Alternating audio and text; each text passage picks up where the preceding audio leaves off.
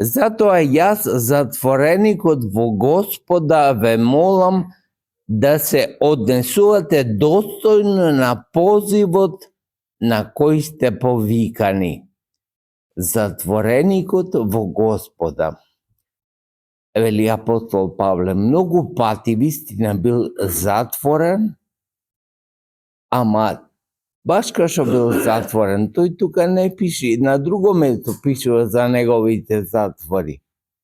Пишува тука затвореник во Господа. А тоа значи потполно слободен. Никој не може да го ограничи кој доброволно се затворил во Господа. Зашто Господ, браќа и сестри, е потполно безграничен. И никој не може да го затвори оној кој сака да биде затворен во Господа. Вели затвореник, значи во Господа потполно слободен. И ве молам да се однесувате достојно на позивот на кој сте повикани. Достојно, значи одговорни да бидете. Да бидете одговорни на повикот ви е многу голем.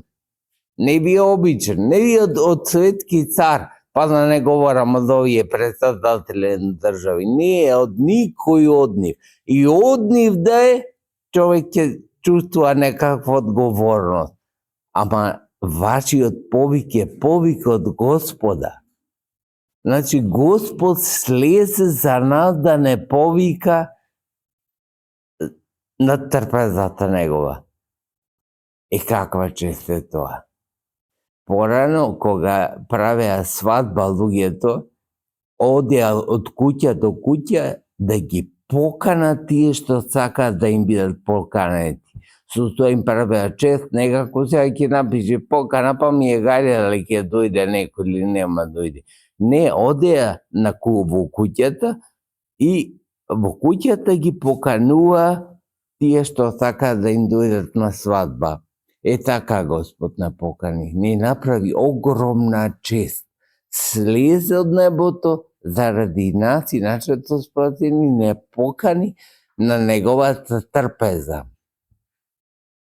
Со секакво смирено мудрие и кротост, долготрпеливост, поднесувајќи се меѓусебно во љубов. Значи, треба да се учиме дека животот наш треба да го поминеме во долготрпеливост. Да трпиме затоа што не се што ни се случува во околината е по наш кеф. Ама нешто ќе претрпиме, нешто пак нас други ќе не претрпат. Тоа сака да го каже апостолот Павле, велејќи трудејќи се да го запазите единството на духот преку врските на мирот. За ова му е најважната реченица која прави некој пролог за да стигне. Единството е смислат, единството е најважното. Кога вака ќе помисли човек, единство што значи?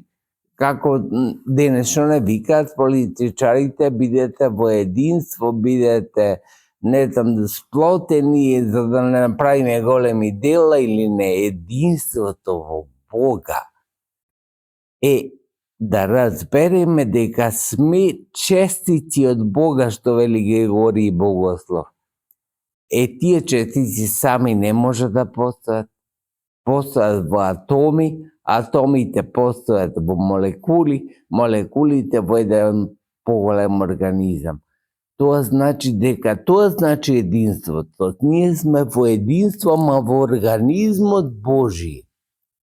Како на друго место го споредува апостол Павле, како тело Христово, телото на црквата. Значи, необходно е да сватиме дека ние сме една мала честица, ма потребно е единство. Како мала честица можеме да преминеме од еден атом во друг атом. Ама ако сме свесни за тоа дека сме дел од едно големо тело, а тоа е телото на црквата, и сме во единство со него, ништо не ќе може да не разлучи од тоа единство. Ете, тоа сака апостол Павле да ни каже, дека не сме изгубена овца, туку сме во телото Христово и во него бараме единство и ќе постигнеме единство. Едно тело и еден дух, како што се и повикани кон една надеж на вашиот позив. Значи, едно тело сме, тоа треба да знаеме дека тоа што ти правиме себе си, кој ќе се боцне човек на прстот, го боли целото тело. Така кога му е тешко на братот, кој може да е прст во телото, тешко ни е и нас, или бар треба да ни е тешко, зашто ние сме комплексни во телото и некој орган сме во телото. И Господ на удостоството и така треба да го доживуваме животот во црквата. Дека кога има на друго место, вели апостол Павле, кога има болка еден дел од телото, целото тело страда. Токму заради ова, заради единството. Ние сме во единство, ние сме во едно тело. Затоа е толку важно единството. Затоа за единството се страда. Затоа за единството се оди во затвор. Затоа за единството се држи по секоја цена. Зашто ако изгубиме смислот на единството, ние ќе си постанеме како ветрушки во овој свет. Секој ветар ќе може да не измрда. И што сме постигнале во живот, ако немаме единство во телото Христово? Еден е Господ, една вера, едно крштение. Тука како печат да става апостол Павле. Еден е Бог и Отец на сите, кој е над сите, преку сите и во сите вас. Значи, еден е Господ. Затоа е потребно единство. Да се два Бога, ќе бидиш или ваму или онаму. Ќе бидиш или во едно тело или во друго тело. Ама еден е Господ, нема два Бога. И затоа сме соединети во Неговото тело. И затоа едно крштение, иначе ќе имаме две крштенија. Како што кога има две партии, две пристапници има. Едната за една партија, едната за друга. Има такви луѓе, знаете, кои пополнуваат не 2, 3, 5 пристапници, членуваат во 5 партии. Тука не ни можеме, затоа што еден е Господ. Еден е Господ, или ќе научиме да бидеме во единство со Него, или нема да бидеме во единство со Него. Нема друг начин. Не можеме да бидеме и во една партија, и во друга, и во трета, и во петта. Значи, еден е Бог и Отецот на сите, кој е над сите. Бог Отец е над сите нас. Значи, на некој начин, иако е едносуштен со Неговиот Син, благословот Синот го зема од Отецот. Тој е над сите. Отец го дава благословот, го дава на целото тело на црквата благословот Бог Отец. И тој ни дава постоење и живот.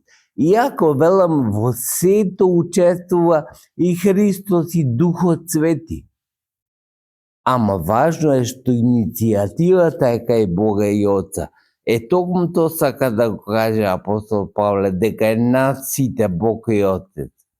А на секого од вас благодатта му е дадена според мерката на дарот Христов. Браќа и сестри, апостолот сака да не воведе во најважното во светот. Тоа е единството со Бога и Отца. Имаме единство, имаме се. Немаме единство, немаме ништо. Иако може да стекнуваме богатство во овој свет и живот, ништо не значат тие ако немаме единство.